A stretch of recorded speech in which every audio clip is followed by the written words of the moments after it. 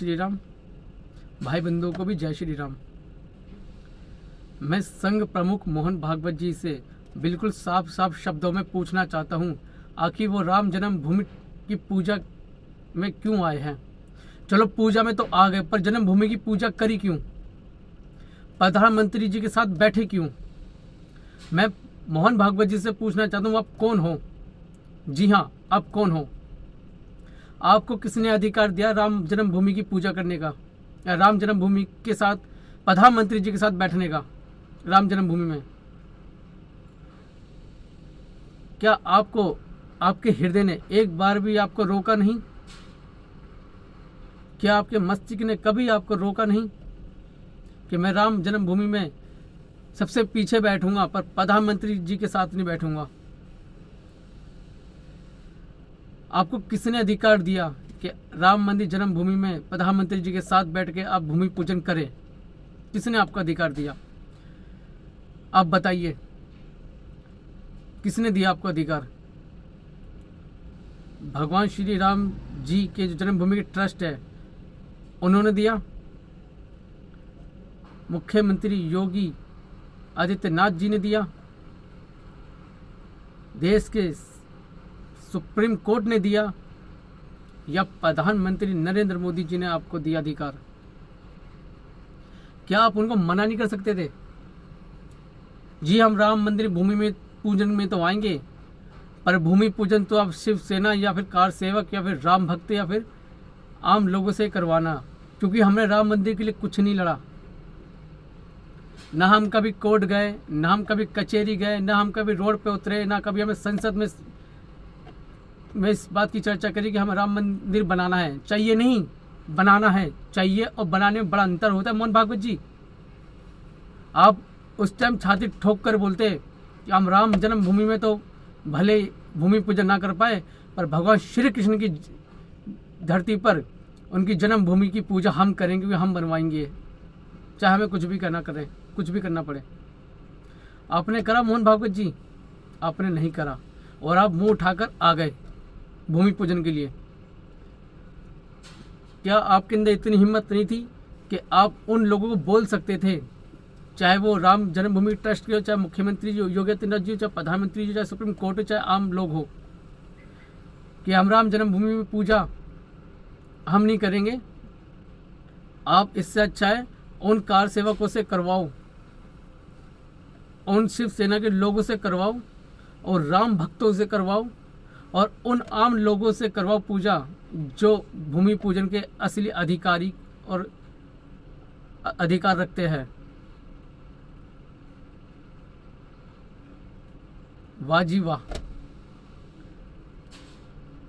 डंडे राम भक्त, कार सेवक और शिवसेना आम लोगों ने खाए।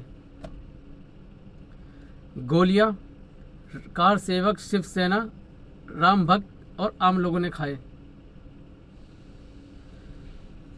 अपना बलिदान राम भक्त, कार सेवा, शिवसेना और आम लोगों ने अपने प्राणों की आहुति दी।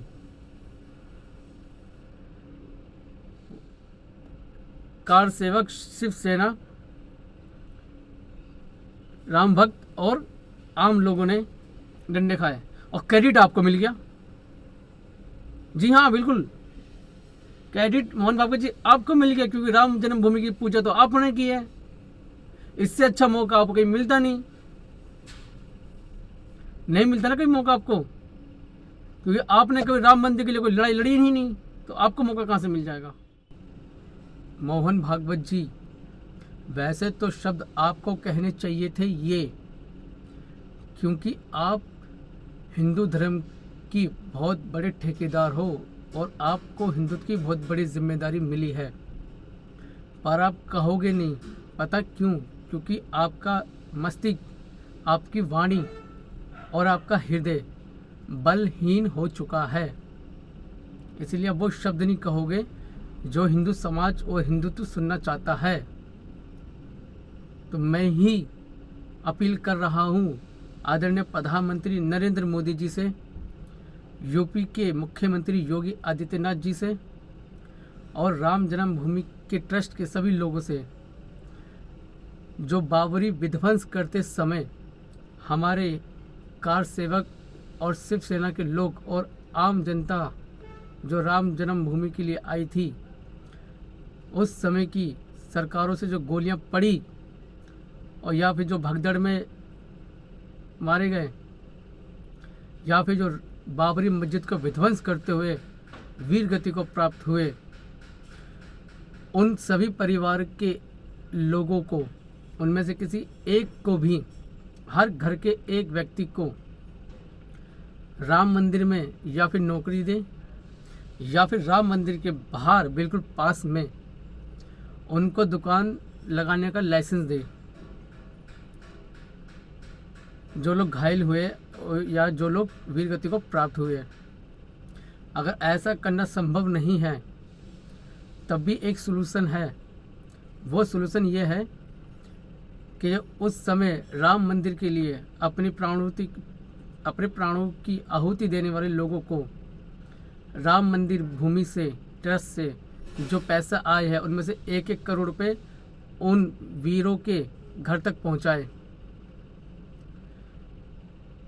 जो लोग घायल हुए हैं उनको भी 50-50 लाख रुपए उनको मुआवजा दे, और जो जिंदा बच गए, कुछ नहीं हुआ, जिन्होंने लड़ाई लड़ी, उनको भी 20 से 25 लाख रुपए सरकार दे। और ये सारा पैसा राम मंदिर से आएगा और उनको दे दीजिए जिन्होंने राम मंदिर के लिए अपने प्राणों की आहुति दी या फिर घायल हुए या फिर लोग जो जंग जीते, जो राम मंदिर के लिए बाबरी मस्जिद का विध्वंस करा है, वो लोग जीत गए, उनको दीजिए।